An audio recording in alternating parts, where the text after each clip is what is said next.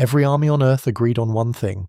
You do not send a wheeled vehicle into a war zone where the roads are mined, the fields are impassable, and the enemy fires rocket-propelled grenades from behind mud walls. Every military doctrine manual written after the Cold War repeated it. Wheels are for roads, tracks are for combat. And yet Canada did the opposite. Canada took an 8-wheeled armoured vehicle built in a factory that once made diesel locomotives, drove it into the most dangerous province in Afghanistan, and dared the Taliban to destroy it. They tried. Over and over they tried. Rocket-propelled grenades struck the hull at point-blank range. Improvised explosive devices ripped craters beneath the wheels. Ambushes came from grape fields so dense that no wheeled vehicle should have been able to enter them, let alone survive. 13 of these machines were destroyed, more than 159 were damaged, and the crews kept climbing back in.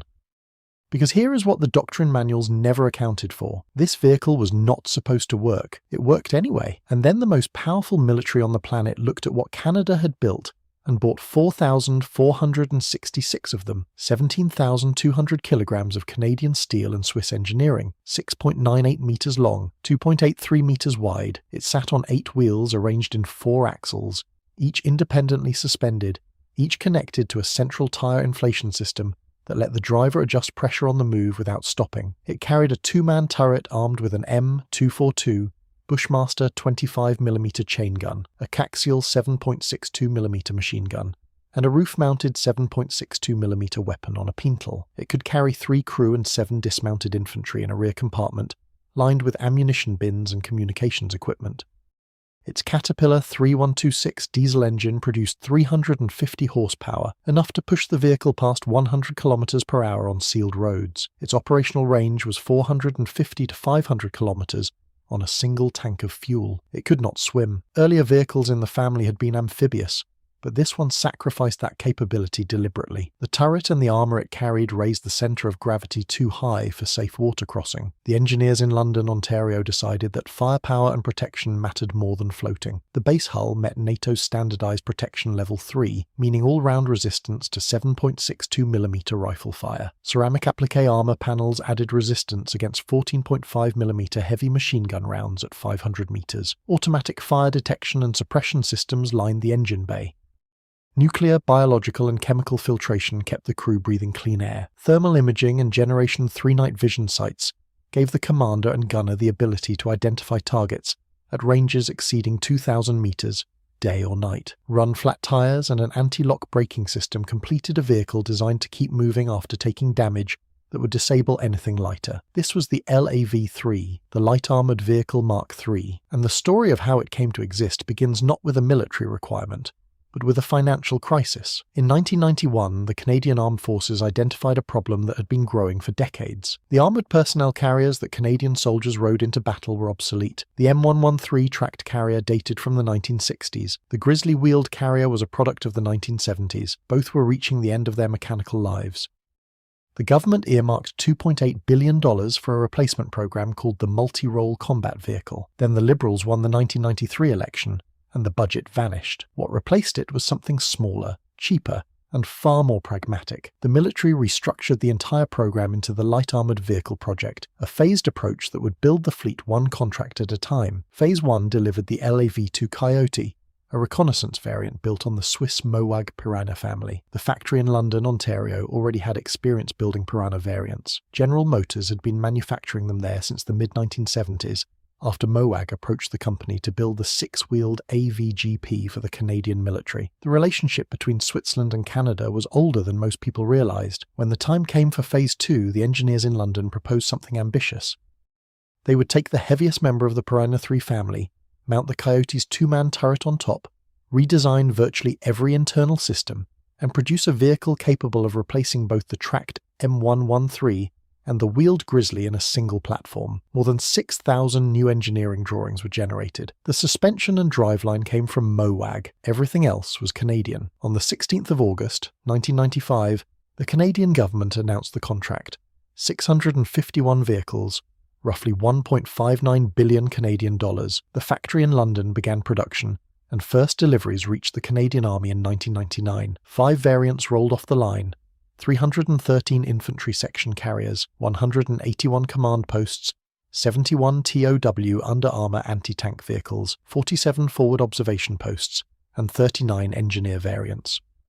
The vehicle was cheaper than every tracked alternative on the market. A Canadian LAV III cost approximately 2.4 million Canadian dollars in mid-1990s pricing. An American M2 Bradley cost roughly 3.2 million in United States dollars. A British Warrior cost approximately 2.4 million in United States dollar equivalents. A Swedish CV90 in modern export pricing exceeded 9 million. Canada had built a vehicle that could do 80% of what a tracked infantry fighting vehicle could do, at a fraction of the cost, with dramatically lower fuel consumption and maintenance demands. The trade-off was cross-country mobility. On roads, the LAV III was faster, quieter, and cheaper to operate than anything on tracks. Off-roads, in soft ground, in deep mud, in irrigation ditches, tracks would always win. That trade-off did not seem to matter until Kandahar.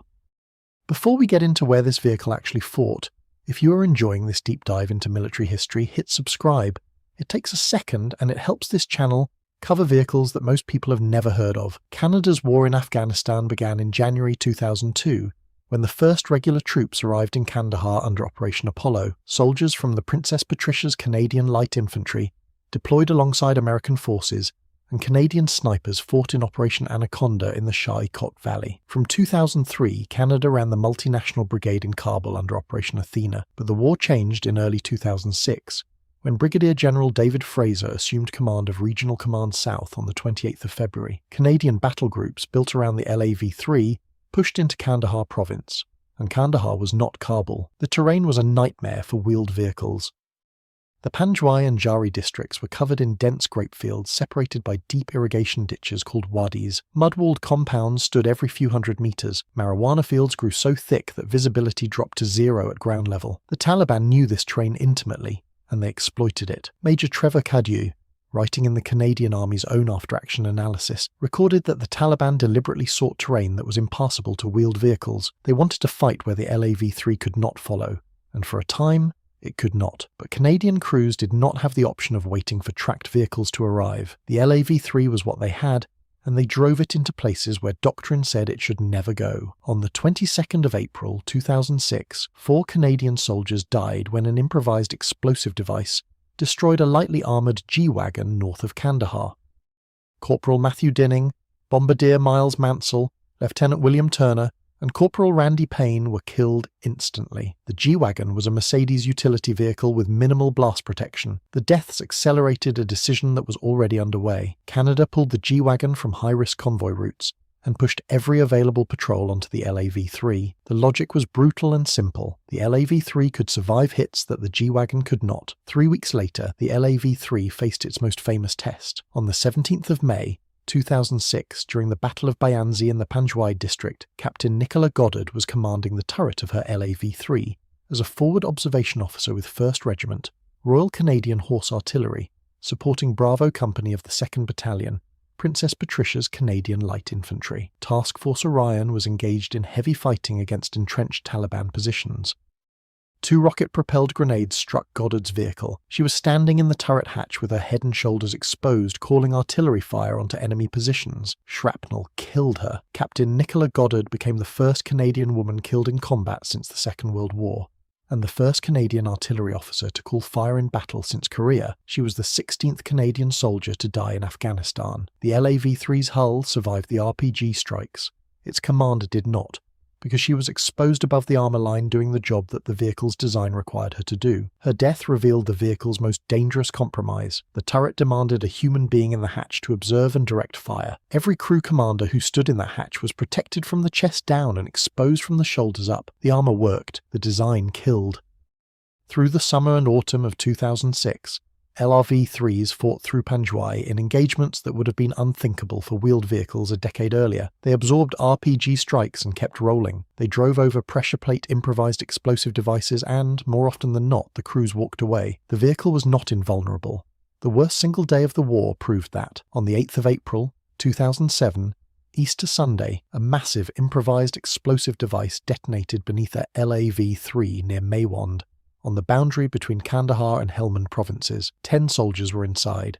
6 were killed. Sergeant Donald Lucas, Corporal Aaron Williams, Private Kevin Kennedy, Private David Greenslade, Corporal Christopher Stanix, and one additional soldier whose name was initially withheld. 4 survived. Canadian media reported it as the first time insurgents had seriously breached the LAV's armour. The vehicle had been described by soldiers as a $3.5 million lifesaver. That reputation was not wrong, but the Easter Sunday blast showed that no vehicle is blast-proof against a large enough charge, buried deep enough beneath the road surface. Canada responded with urgency. Add-on belly armour was fitted to every available LAV III. Slat armour, sometimes called cage armour, was welded to the hull sides to detonate shaped charge warheads before they could penetrate. In December 2008, the government awarded an $81.5 million contract for enhanced armour kits rated against improvised explosive devices, explosively formed penetrators, and 30mm armour-piercing rounds. By 2009, the Nanook remote weapon station was being installed on some vehicles, allowing gunners to engage targets from inside the hull rather than standing exposed in the turret hatch.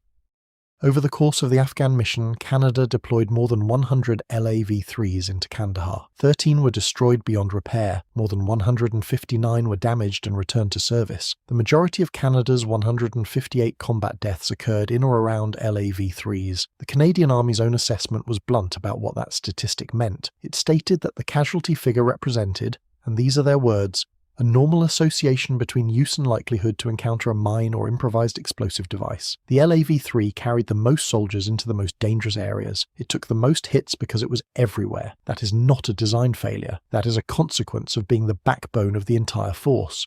The comparison with Britain's experience in the same theatre is instructive. The British Army deployed the Snatch Land Rover, a lightly armoured patrol vehicle that became infamous as a mobile coffin. At least 37 British personnel died in Snatch Land Rovers in Iraq and Afghanistan between 2003 and 2014. Among them was Corporal Sarah Bryant, the first British servicewoman killed in Afghanistan in 2008. The Chilcot report later found that the vehicle's vulnerability had been known for years. Britain eventually replaced the Snatch with heavier vehicles, the Mastiff and the Ridgeback, but the transition was slow and costly in lives. Canada's decision to move soldiers off light utility vehicles and onto the LAV III mirrored the lesson that Britain learned the hard way. Armoured wheels beat unarmoured wheels, and a well-protected 8-wheeler could survive in places where unprotected vehicles became death traps. What happened next turned the LAV III from a Canadian success story into a global platform. In October 1999, United States Army Chief of Staff General Eric Shinseki announced the most ambitious transformation in a generation. The Army needed medium-weight brigades that could deploy anywhere in the world within 96 hours, fight on arrival, and sustain themselves without the enormous logistics tail that heavy armoured divisions required. The requirement was called the Interim Armoured Vehicle Program. In January 2000, candidates gathered at Fort Knox for the platform performance demonstration. The LAV III competed against the Pandur, the Bionics, the LAV 300, and several others. In November 2000, the United States Army awarded the contract to General Motors Defense and General Dynamics Land Systems. The vehicle they selected was a derivative of the Canadian LAV III. The loser, United Defense, filed a protest arguing that its tracked alternatives would be ready faster and cost half as much. The Government Accountability Office denied the protest in April 2001. In February 2002, the vehicle was named Stryker, after 2 unrelated Medal of Honor recipients. Private First Class Stuart Stryker, who died in the Second World War, and Specialist 4 Robert Stryker, who died in Vietnam. The United States ultimately procured 4,466 Strykers. Total program cost reached $8.66 billion. The first Stryker brigades trained at Fort Lewis using LAV IIIs borrowed from Canada as surrogates, because American production had not yet caught up with demand. The key difference between the two vehicles tells you everything about doctrine. Canada kept the 2-man turret with the 25mm cannon, because Canadian infantry doctrine expected the vehicle to provide direct fire support. The United States replaced the turret with a remote weapon station carrying a .50 caliber machine gun, because American doctrine expected infantry to dismount and fight. Same platform, different philosophy, both worked. The Stryker's combat record in Iraq validated the platform's survivability in terms that silenced critics. One American brigade sustained more than 250 RPG attacks in 6 months around Mosul, including more than 70 direct hits. Not a single round penetrated a vehicle. Colonel Robert Brown credited the Stryker with saving at least 100 soldiers' lives, but a leaked December 2004 Army report from the same theatre was more critical, describing design flaws and calling the vehicle effective and survivable only with limitations. Canada was not the only nation that trusted its soldiers to the LAV III. New Zealand purchased 105 of them in January 2001 for approximately 240 million New Zealand dollars. The buy was politically controversial, critics calling it too large for a country that size, but New Zealand deployed its LAV IIIs into Afghanistan from 2009, supporting special forces and the Provincial Reconstruction Team in Bamyan Province. On the 4th of August 2012, during the Battle of Bagak, New Zealand suffered its heaviest combat losses since Vietnam. Lance Corporal Pralidura died in the back of an NZLAV during that engagement. New Zealand later sold 22 surplus vehicles to the Chilean Navy. The most controversial sale was the largest. General Dynamics Land Systems Canada signed a deal worth approximately 15 billion Canadian dollars to sell 928 LAV 6.0 family vehicles to Saudi Arabia. The contract sparked a human rights debate that consumed Canadian politics for years, especially after photographs surfaced showing Canadian-built LAV variants operating in Yemen. Against contemporary rivals, the LAV III holds a pragmatic middle ground. The German Boxer is heavier, more modular, and better protected, but far more expensive. The Finnish Patria AMV is lighter, amphibious, and mine-resistant, with strong combat performance in Polish service under the name Rozomak. The Russian BTR-80 is cheaper and swims, but its protection and fire control are a generation behind. None of these vehicles solved the fundamental problem that Kandahar exposed. In grape fields and irrigation ditches, no wheeled vehicle could match a tracked one. Canada ultimately deployed Leopard 2 tanks in 2006 and 2007 precisely because the LAV III could not breach mud walls or cross wadis that the Taliban used as defensive positions. The tanks restored mobility that wheels could not provide. The LAV III was not the answer to every problem. No single vehicle ever is. But Canada did not abandon the LAV III. Canada rebuilt it. In July 2009, the government announced the LAV 6.0 upgrade program. In October 2011, General Dynamics Land Systems Canada won a sole source contract worth 1.064 billion Canadian dollars to rebuild 550 vehicles. The number later expanded to 616 vehicles at a total cost of approximately $1.75 billion. First delivery came in January 2013, and the final upgraded vehicle was handed over in July 2019. The transformation was total. A blast-resistant double V hull replaced the flat bottom that improvised explosive devices had exploited. Energy-attenuating seats absorbed blast force before it reached the crew. A 450 horsepower Caterpillar C9 engine replaced the original 350 horsepower unit. A 7-speed transmission replaced the 6-speed. Upgraded suspension and larger tyres carried the additional weight, which climbed from 17,000 kilograms to over 25,000. Very little of the original LAV III remained. The 6 in the designation referred to the gross vehicle weight exceeding 60,000 pounds. The vehicle that went into Afghanistan was not the vehicle that came out. On the 5th of November 2014, the Canadian Armed Forces launched the LAV III Monument Program. 33 decommissioned, demilitarized LAV III hulls were distributed to communities across Canada as war memorials, honoring the Afghanistan mission and the Canadians who died in it. The vehicle that soldiers had cursed for its inability to cross a grape ditch and praised for stopping an RPG became a monument cast in steel. It sits today in town squares and Legion halls from British Columbia to Nova Scotia. The LAV III was not elegant. It could not swim. It could not cross a grape field. It rolled over 16 times in service, killing 5 soldiers and injuring 51. It could not survive every blast, and the Easter Sunday attack proved it. Those are facts that no amount of pride should erase. But this was the vehicle that Canadian soldiers drove into Panjwaii when doctrine said they should not. This was the vehicle that absorbed RPG after RPG in terrain that the British refused to enter without tracked armour. This was the vehicle that a factory in London, Ontario, built from Swiss blueprints and Canadian engineering, and then watched the entire United States Army adopt under a different name. This was the vehicle that a country of 30 million people designed, built, fought in, bled in, and then turned into a national monument. 33 steel memorials stand across Canada today. They do not commemorate a perfect vehicle. They commemorate a vehicle that went where it was not supposed to go and brought most of its crews home. That is not doctrine. That is the gap between what the manuals say and what actually happens when the shooting starts.